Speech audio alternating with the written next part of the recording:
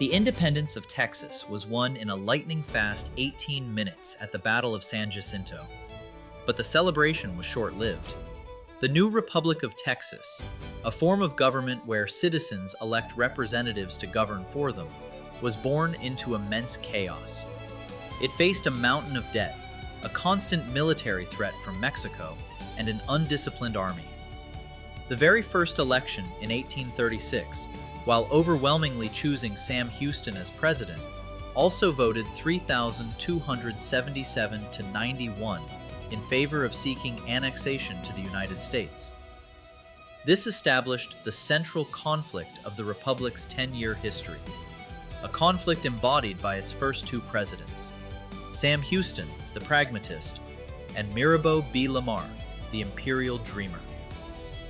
Their opposing presidencies represent a fundamental debate over the very purpose of Texas's existence. We're diving into the legendary feud that shaped the Lone Star Nation.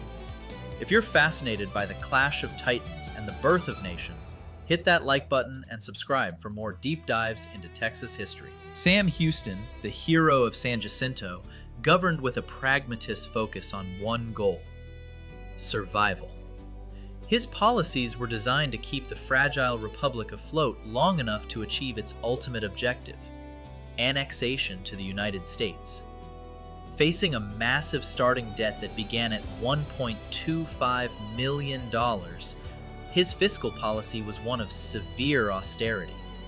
He slashed government jobs, cut salaries, and even tried to sell off the small Texas Navy to save money. His first administration's total cost was a remarkably low $500,000, a testament to his frugal approach. Houston's Native American policy was shaped by personal experience, having lived for years with the Cherokee, who had adopted him and given him the name Black Raven. He viewed them as potential partners, not obstacles. He pursued peace through treaties and the establishment of trading posts, a policy that not only reflected his personal sympathies, but also cleverly avoided the high cost of war. Toward Mexico, Houston maintained a defensive posture. Despite two separate Mexican invasions in 1842 that succeeded in capturing San Antonio, he refused to be provoked into a full-scale war that he knew Texas could not afford to win. Every policy decision was filtered through the lens of his ultimate goal: making Texas a stable and attractive candidate for annexation by the United States. Mirabeau B. Lamar, who succeeded Houston in 1838, was his polar opposite.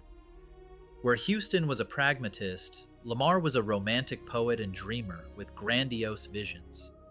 He fiercely opposed annexation, envisioning an independent Texas empire that would stretch to the Pacific Ocean, rivaling the United States in size and power. To achieve this vision, Lamar spent lavishly.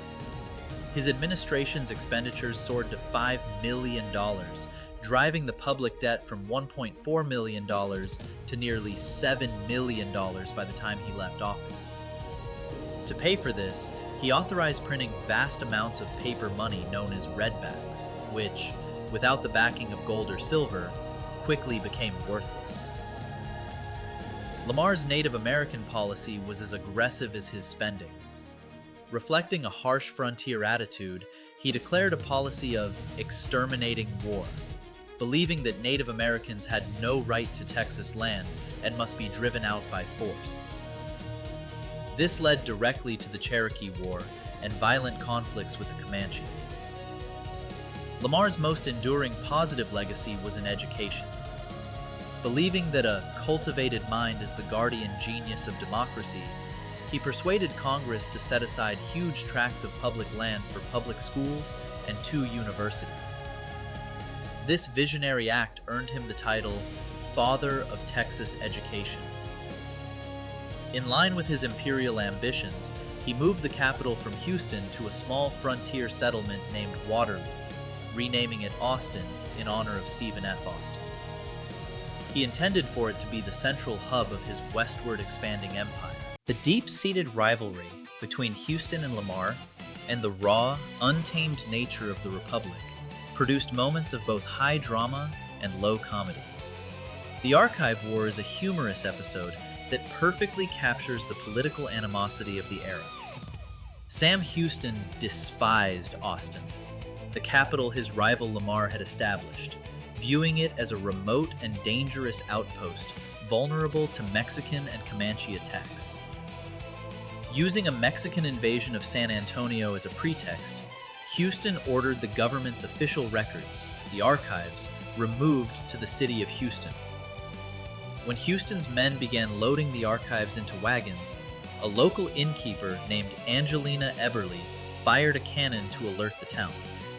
An armed posse chased down the wagons, captured the records at gunpoint, and returned them to Austin, where they were hidden.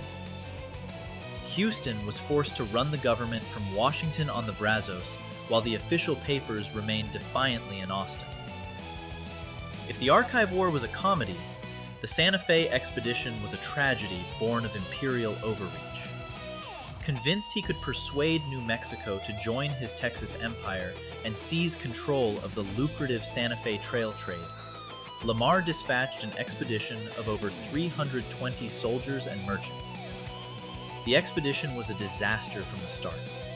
Poorly planned, equipped with bad maps, and harassed by Native American attacks, the men became lost and ran out of food and water. They stumbled into New Mexico and were immediately captured by the Mexican army.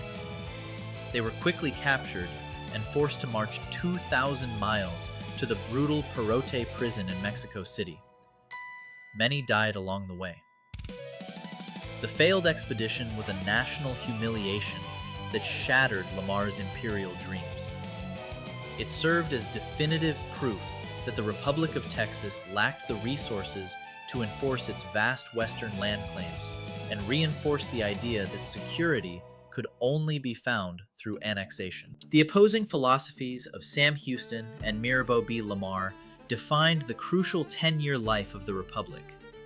Houston's pragmatism saved the nation from financial ruin and unwinnable wars.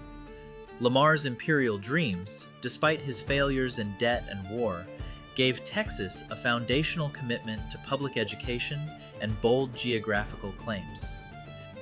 Their struggle set the course for Texas's fate. Next, we explore the violent, real-world consequences of their policies on the frontier, the forging of a legendary new fighting force, and the brutal Comanche Wars. What do you think was the most successful policy of the Republic of Texas? Houston's policy of peace and austerity, or Lamar's investment in education? Let us know in the comments below. Be sure to subscribe so you don't miss Part 2, Conflict and Character on the Texas Frontier. Until next time, stay curious.